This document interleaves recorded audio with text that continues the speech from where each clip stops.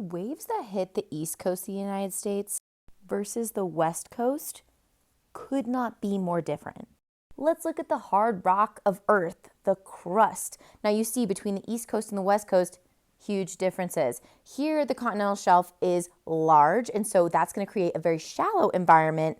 On the west coast, completely different scenario. Very steep, very, very narrow continental shelf. The difference in the slope of the seafloor on your shoreline is going to impact the size of the wave, the shape of the wave, and where that wave will break.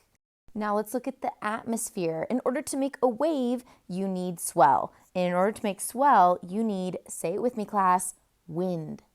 A majority of the continental United States sits within the mid-latitudes, which are impacted by the westerlies. This is going to influence the direction that swell and storms are formed. So although local conditions can vary on the day, the winds can be onshore or offshore, the general pattern of the westerlies sets up large storms to come into the west coast.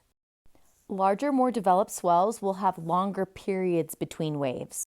The result of this is that the East Coast generally has smaller waves with shorter periods than the West Coast.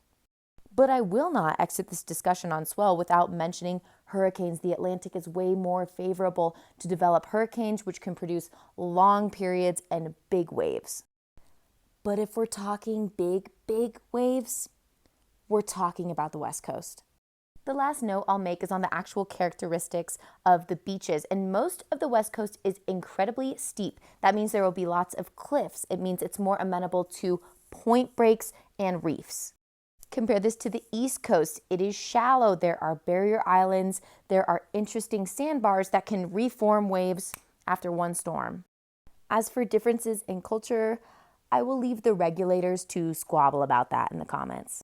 If nothing else, we can all appreciate the fact that the United States straddles two completely different ocean environments. And not to mention Hawaii, which is in a league of its own. And Alaska, I mean, how cool is that? But I know you guys are going to fight about which coast is better, so just be nice, okay?